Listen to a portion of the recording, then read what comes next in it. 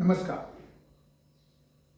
कथाकथन 69. कथेचं नाव आहे सुपर मोम. सुपर मोम.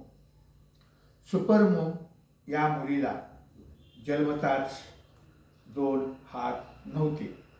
हे पाहून तिची आई निराश झाली, दुःखी झाली, वैफल्यग्रस्त झाली. तिचे डोके सुन्न झालं, जणू काय अंगावर वीजच कोसळलेली आहे, अंगावर वीजच कोसळलेली आहे असं तिला वाटलं. पण मुलीचा गोंडस चेहरा पाहून, सुंदर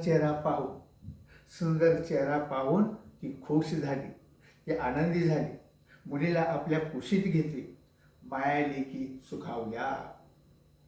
जसजशी सुपरमोम मोठी होऊ लागली तशी त्या मुलीला हातांची उणीव जाणवू लागली.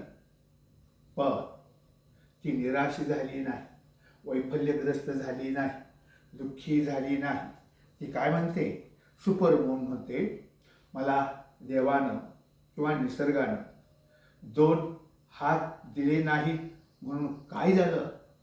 मला ईश्वरानं किंवा निसर्गानं 2 पाय दिलेले. ती मुलगी पायाचा वापर करू लागली. ती कार ड्रायव्हिंग शिकली. तिच्या मनासारखा पती मिळाला. तिला एक मुलगा झाला.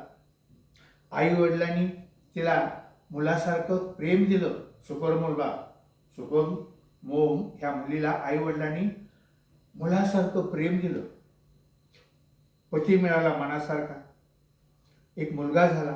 त्या मुलाचं संगोपन ती स्वतः करत होती.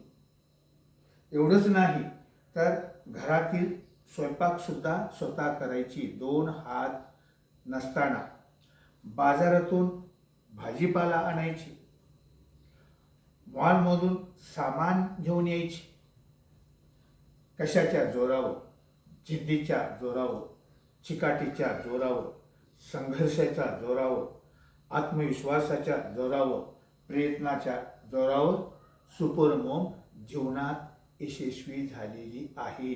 आणि म्हणून मुलांनो, आपणाला तर ईश्वरानं म्हणा, देवानं म्हणा, हातपाय दिलेले, शरीर दिलेले आपणाला, तर निराश न होता जीवनात संघर्ष करा.